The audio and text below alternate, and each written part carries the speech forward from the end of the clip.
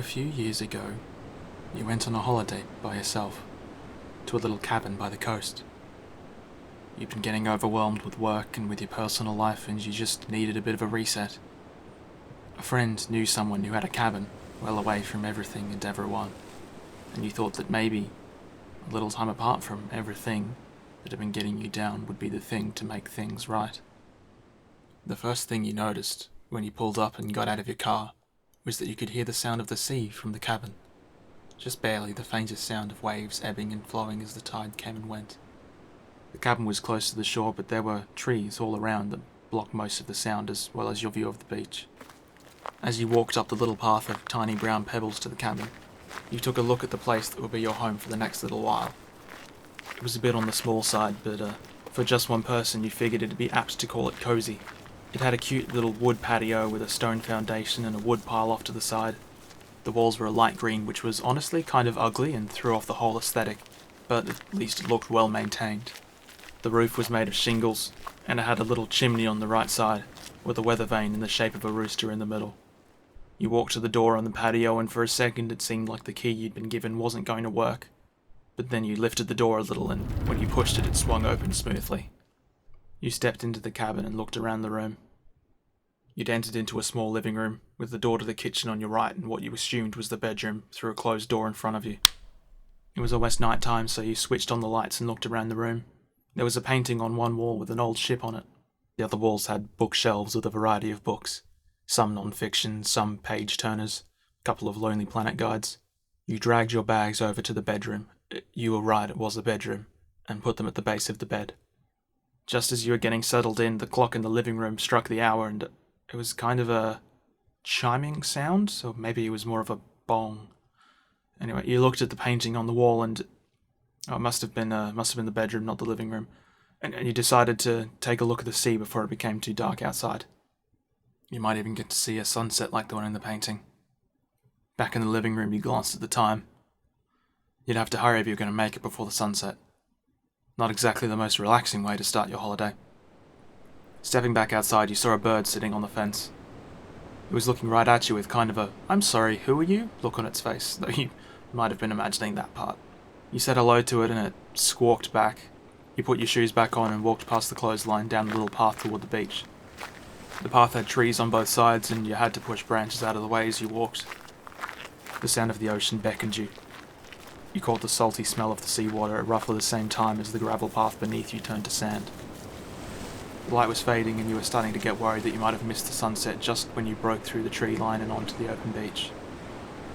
You'd timed it perfectly. The sunset was painted across the sky, like a fresco in a church, all pinks and purples and oranges, the sun dipping just below the distant ocean horizon. Maybe it was just because of the contrast with the grey city skyline you were used to. If anyone had asked you at that moment, you would have sworn that it was the most beautiful sunset you'd ever seen. You walked down to the shoreline and took off your shoes so you could walk in the surf for a little while, feeling the wet sand squish between your toes. You closed your eyes and breathed deep, and you could almost feel the tension in your shoulders melt away. You were shaken out of your reverie by the sound of a plane? Or maybe it was a car on the road nearby. You can't exactly remember, you just heard a noise of some kind. You looked around to try and spot it and saw that the sun had... Wait, hang on, it wasn't that the sun had dipped below the sea line, because that would have meant you're on the west coast. It was more like behind you and to your right a bit. And it dipped below the tree line. That's it. Anyway. The noise faded. The sunset was over. The sky was darkening and you decided it was time to head back to the cabin. On your way back, you used the torch on your phone to light the path in front of you. As you swiped at the screen, you caught a glimpse of the reception at the top of the phone. No bars. Perfect. As you got back to the cabin, you saw that the bird from earlier was still there. You reached out to touch it and... Well, actually, what sound did it make? What kind of bird was it?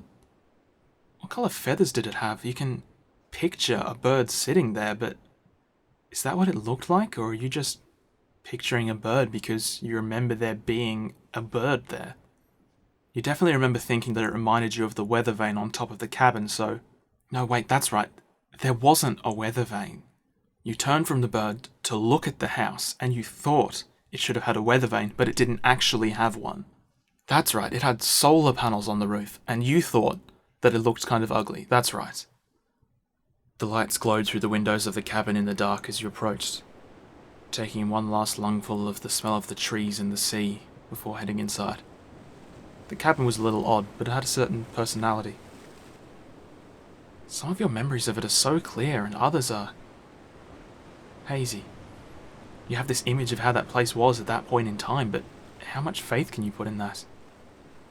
The place that exists in your mind might never really have existed, and if it did, it might not exist now. What does that cabin look like now?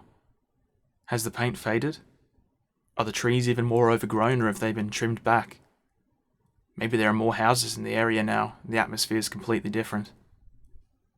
What's it like there right now, do you reckon? Maybe it's raining. Maybe the road nearby got expanded and now there's traffic noise spoiling the serenity. Hey, maybe the sea level's risen and there's water lapping at the doorstep. Or maybe... well, who knows? Maybe you should go back and see. But then again, that might affect your memories of the experience you had there. Your mind is powerful enough that you can create a picture in your head of what that place looked like, and it seems so real you can almost touch it.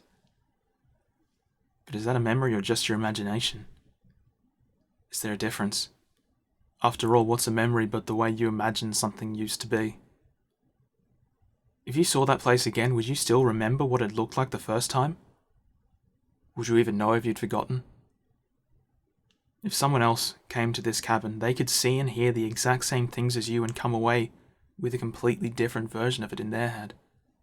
Maybe the version in your mind is worth holding on to. Maybe next time you'll go somewhere else, make some new memories, and then after you leave, you'll have your own version of that place too, for as long as you're able to remember it.